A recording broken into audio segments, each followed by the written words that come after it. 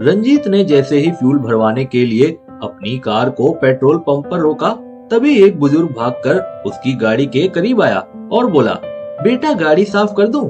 नहीं अंकल, अभी थोड़ी जल्दी में हूँ। यह कहते हुए रंजीत ने उस बुजुर्ग को टालना चाहा, लेकिन वह बुजुर्ग उससे विनती करने लगा, बेटा 10 मिनट भी नहीं लगेंगे, थोड़ा ठहर जाओ। मैंने आज सुबह से अभी तक कुछ नहीं खाया है, 10-20 रुपए दे देना बस। बुजुर्ग की हालत देख रंजीत को उन पर दया आ गई। अंकल मैं आपको रुपए दे देता हूँ, आप कुछ खा लीजिएगा। ये कहते हुए रंजीत ने अपनी जेब से बटुआ निकाल लिया, लेकिन बुजुर्ग ने ये कहते हुए रुपए लेने से इनकार कर दिया कि बेटा मैं भीख नहीं ले सकता। अंकल ये भीख नहीं है, मैं आपकी इज्जत करता हूँ, आप मेरे पिता समान हैं, लेकिन आपने सुबह से कुछ नहीं खाया है, इसलिए मैं आपको यह कुछ रुपए देना चाहता हूँ। नहीं बेटा आप जाइए, मैं इंतजार करूंगा, आप नहीं तो कोई और सही, किसी न किसी को तो मेरी मेहनत की जरूरत होगी। ये कहते हुए वह बुजुर्ग वापस मुड़ गया। उस बुजुर्ग का आत्मसम्मान और स्वाभिमान देख रंजीत हैरान हुआ। वह बुजुर्ग उसे कोई आम इंसान नहीं लगा, इसलिए रंजीत अपनी कार छोड़ उस बुजुर्ग के पीछे आया। अंकल क्या मैं आपसे 2 मिनट बात कर सकता हूँ? हाँ बोलो बेटा। अंकल आप कहाँ रहते हो? बेटा मैं तो यहीं रहता हूँ। यहाँ कहाँ अंकल? बेटा यह पेट्रोल पंप ही मेरा ठिकाना है, मैं यहीं रहता हूँ। अंकल मेरा मतलब है कि आपका कोई घर द्वार भी तो होगा ना? हाँ घर तो था, लेकिन अब नहीं रहा। मैं कुछ समझा नहीं अंकल। बेटा बच्चों को पढ़ाने और लायक बनाने के चक्कर में मैं अपना घर बेचकर एक किराए के मकान में रहने लगा था।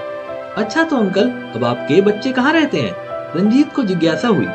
बेटा मेरे बच्चों में से एक तो विदेश में है और दूसरा यहीं इसी शहर में। तो फिर अंकल आप उनके साथ क्यों नहीं रहते? बेटा उनके घर में मेरे रहने के लिए कोई जगह नहीं है। क्यों अंकल, उन्हें पैसों की कोई दिक्कत है क्या? नहीं बेटा पैसों की कोई दिक्कत नहीं है, मेरा बेटा इसी शहर में डॉक्टर है, 60,000 रुपए किराया देकर एक बंगले में रहता है, 35 से 40 लाख की गाड़ी से चलता है, लेकिन मेरे लिए उसके पास कुछ नहीं है। ये कहते कहते उस बुजुर्ग की आंखों में आंसू छलक आए। अंकल तो आप अपने बच्चों पर आपको गुजारा भत्ता देने के लिए कोर्ट में मुकदमा दायर क्यों नहीं करते? आखिर आपने अपना सब कुछ देखकर उन्हें कमाने लायक बनाया है।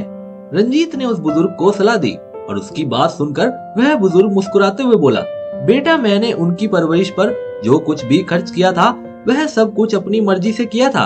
अगर मैं वह सब कुछ उन पर मुकदमा करके मांग भी लूं तो उन सब चीजों का अब मैं करूंगा क्या? फिर भी अंकल आपको उनसे कुछ ना कुछ तो मिलना ही चाहिए। बेटा 2 रोटी तो मैं अपनी मेहनत से आज भी कमा लेता हूँ।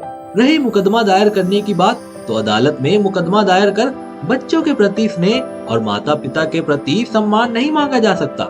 इस बात का अंदाजा मुझे भी है। उस बुजुर्ग की बात सुनकर रंजीत नतमस्तक हो गया। उसे अब कुछ कहते नहीं बन रहा था, लेकिन फिर भी उसने अपनी बात को दूसरी ओर मोड़ते हुए कहा, अंकल अब मैं इतनी देर ठहर ही गया हूँ तो आप मेरी कार पर जमी धूल को साफ कर दीजिए।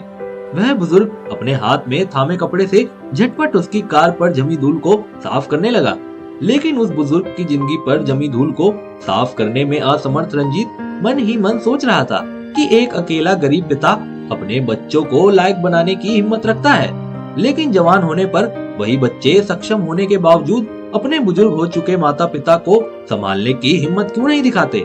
इसी उधेड़बुन में खड़े रंजीत ने उस बुजुर्ग के सामने एक ऑफर रखा, अंकल मेरे पास गाड़ियों का एक शोरूम है, अगर आप चाहे तो वहाँ गाड़ियों की देखभाल करने का काम कर सकते हैं। रंजीत की बात सुनकर उस बुजुर्ग के हाथ रुक गए। वह मुस्कुराते हुए बोले, बेटा आप बहुत दयालु हो, लेकिन मुझे किसी की दया की जरूरत नहीं है। रंजीत ने आगे बढ़कर उस बुजुर्ग का हाथ अपने हाथों में लेकर उसे आश्वस्त किया, नहीं अंकल, वहाँ भी आपको आपकी मेहनत के बदले ही रुपए मिलेंगे। एक अजनबी से इतना अपनापन पाकर उस बुजुर्ग के चेहरे पर बहुत ही प्यारी मुस्कान आ गई। दोस्तों इस वीडियो को लेकर आपकी क्या राय है, नीचे कमेंट करके जरूर बताइएगा, और इसी तरह की बेहतरीन वीडियो देखने के लिए हमारे पेज को लाइक एवं फॉलो जरूर करें। धन्यवाद।